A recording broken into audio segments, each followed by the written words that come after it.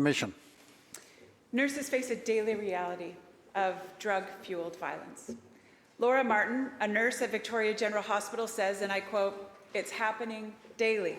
I have people in tears on a daily basis because of exposure and violence, but when they've reported, nothing has changed," end quote.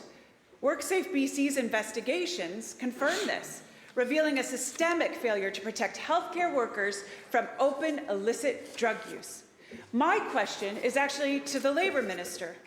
How many injury claims have been filed by healthcare workers as a result of the NDP's reckless decriminalisation policy? Minister of Health.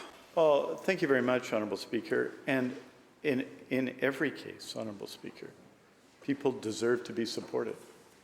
And, Honourable Speaker, we are going to continue to do the work with the BC Nurses Union, with individual nurses, with nurses in facilities, with health sciences professionals, with HEU members to ensure that everywhere, it doesn't matter which hospital you're in, the rules should apply. No matter which hospital you're in, the rules should apply, Honourable Speaker. Members. We face, Honourable Speaker, as members know in this province, people living with serious addiction issues every day. This is not new, although it is surely more serious now than it has been because of the nature of the toxic drug emergency. It is never allowed. It is never allowed that people smoke in our hospital, Honourable Speaker. It is never allowed. That doesn't mean, Honourable Speaker, that doesn't mean that people do not break the rules, Honourable Speaker. It doesn't mean they don't break the rules in washrooms. Members, it doesn't mean members, they break the rules elsewhere. Members. Honourable Speaker, the opposition House Leader, who is part of a government that privatized security, that downgraded security, is opposed to us hiring 320 more security officers who are employees of the health authorities.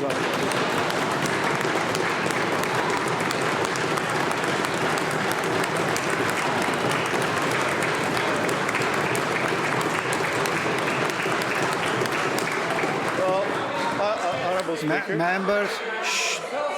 members,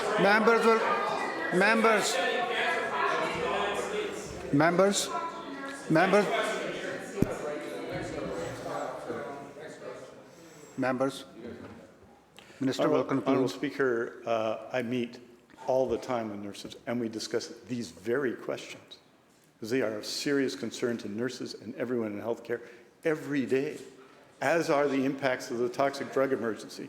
That's why we've taken action and we'll continue to take action with our nurses, with our health sciences professionals, with our healthcare workers. And, Honourable Speaker, we'll take those actions in spite of the opposition of the opposition.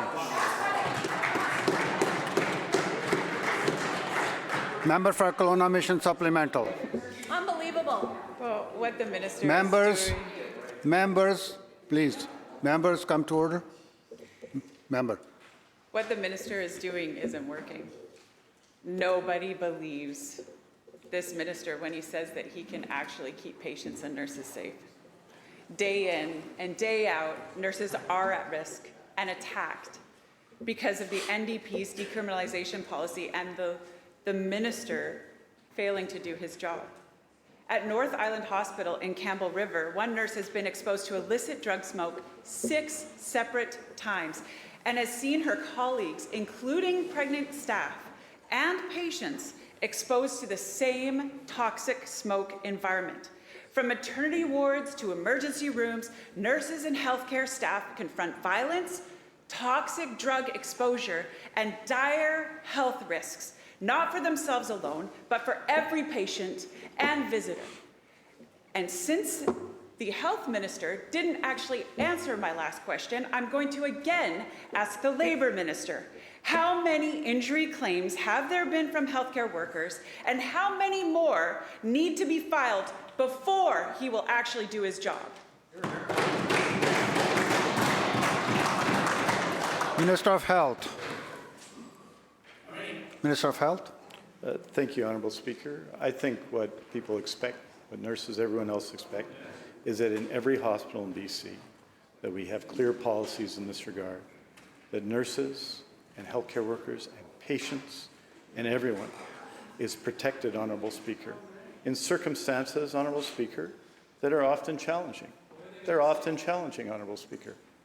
And nurses who have spoken to me about these very issues, Honourable Speaker, and who have supported actions that we've taken and want more actions, Honourable Speaker.